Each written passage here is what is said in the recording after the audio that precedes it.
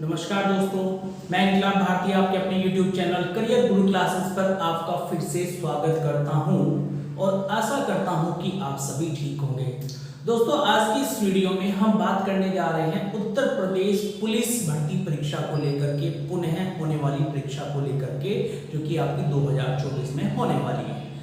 कौन कौन सी महत्वपूर्ण खबरें इस भर्ती परीक्षा से जुड़ी हुई हम आपके लिए इस वीडियो में लेकर के आए हैं। तो सबसे पहले देख लेते हैं कि कौन कौन सी महत्वपूर्ण खबरें हैं। आपको बता करके चलें कि भर्ती बोर्ड ने ट्रेनिंग नोटिस जारी। एक तो इस मुद्दे पर हम लोग बात करने वाले हैं, यानी कि इस बिंदु पर बात करने वाले हैं। अमृत विचार नामक एक न्यूज़पेपर है, उसकी क्या खबर है उसके बारे में बात करने वाले हैं आपकी परीक्षा को लेकर के। पेपर लीक के लिए नया कानून आपकी उत्तर प्रदेश राज्य सरकार के द्वारा बनाया जा रहा है, इसके बारे में भी हम बात करेंगे।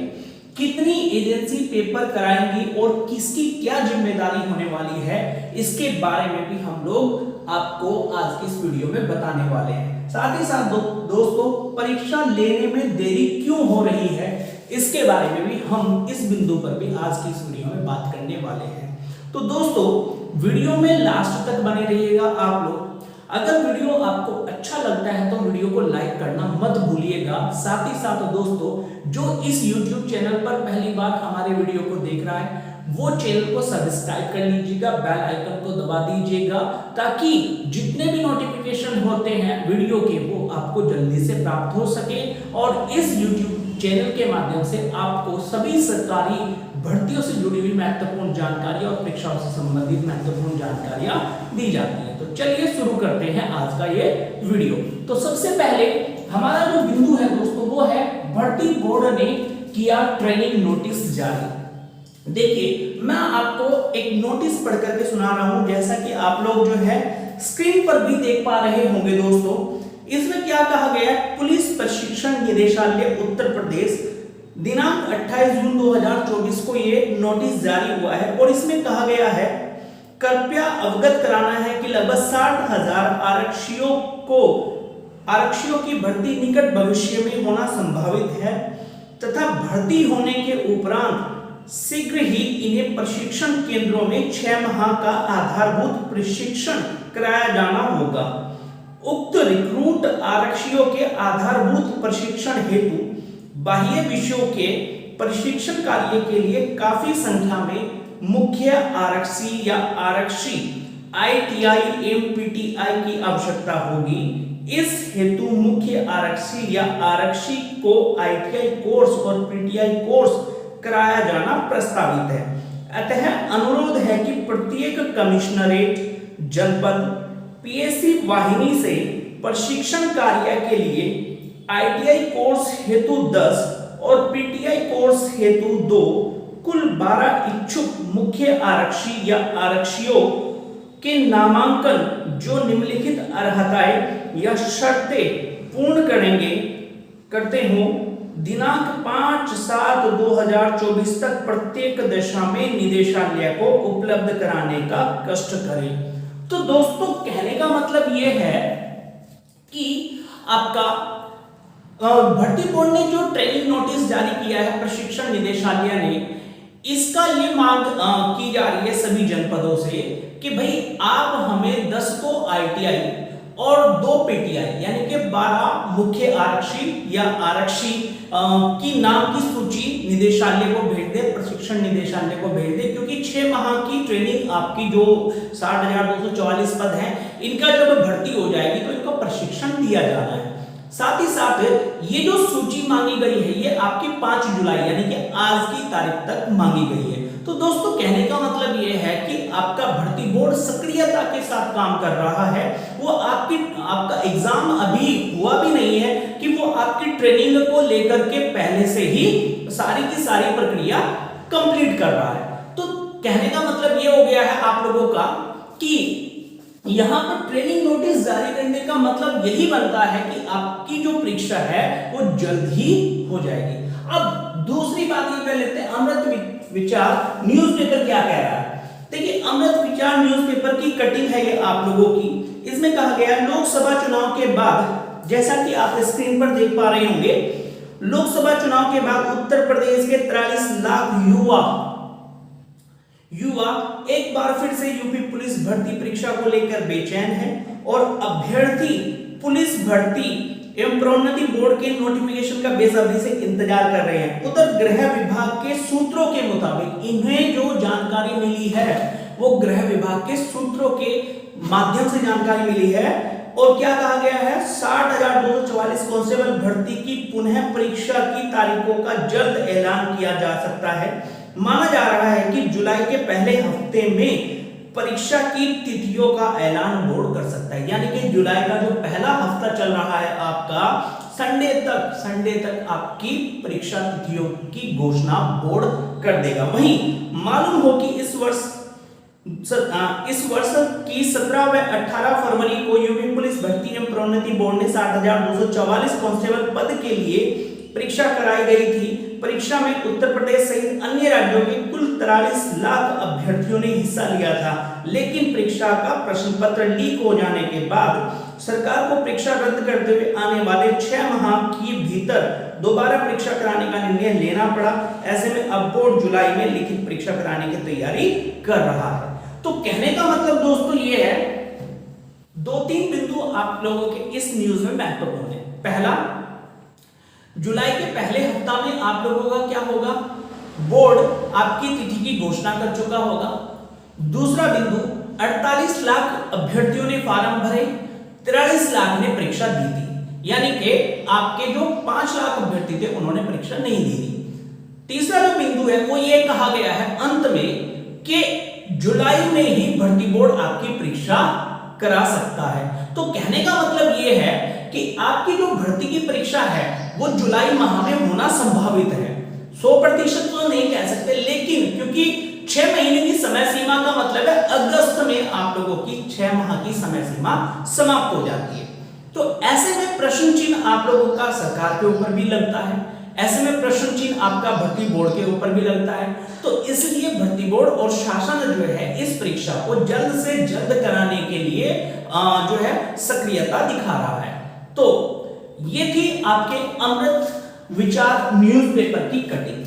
पेपर लीक के लिए नया कानून क्या लाया गया है, जैसा कि आप स्क्रीन पर देख पा रहे होंगे दोस्तों, उत्तर प्रदेश सरकार पेपर लीक के लिए एक नया कानून लेकर के आ रही है। इसमें मुख्यमंत्री योगी आदित्यनाथ जी ने कहा है कि जो बार-बार पेपर लीक का आरोपी होगा उसके लिए आजीवन कारावास का प्रावधान किया गया है। साथ ही साथ सोल्वर गैंग पर, आप लोगों का जो सोल्वर गिरोह होता है जो पेपर सोल्व करने का काम करते हैं, उनके लिए गैंगस्टर एक्ट का प्रावधान इस कानून में किया गया है। तो कहने का मतलब ये है कि आपके जो पेपर लीक को लेकर के बहुत महत्वपूर्ण जो है आप लोगों का मुद्दा चल रहा है। ये आपका राष्ट्रपति महोदय ने भी अपने अभिभाषण में इसका जिक्र किया था और अन्य खबरों में भी आप लोगों का पेपर लीक बहुत महत्वपूर्ण मुद्दा बना हुआ है।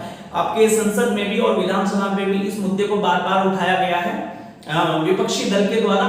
तो कहने का मतलब दोस्तों ये है कि सरकार जो है नया कानून लेकर के आ रही है। वो ये चाहती है कि भाई आपका पेपर जो है वो बिल्कुल फेयर तरीके से हो, यानी कि साफ सुथरे तरीके से हो। ठीक है, अब इसके बाद ये हम बात कर लेते हैं किसके बारे में, कितनी एजेंसी पेपर कराएंगी और किसकी क्या जिम्मेदारी होगी। ये भी अपने आप में महत्वपूर्ण। पहली बात तो ये है दोस्तों कि यहां जो एजेंसी पेपर कराएंगी वो 4 एजेंसी होंगी। कितनी एजेंसी होंगी? 4 एजेंसी होंगी। ठीक है, जिसमें पहली एजेंसी की जो जिम्मेदारी है वो है, जो पहली एजेंसी है इसकी जिम्मेदारी है पेपर छपवाना और कोषागार तक उस पेपर को लेकर के जाना, यानी कि जो जिला कोषागार है वहां तक इस पेपर को लेकर के जाना जो है ये पहली एजेंसी की जिम्मेदारी रहेगी।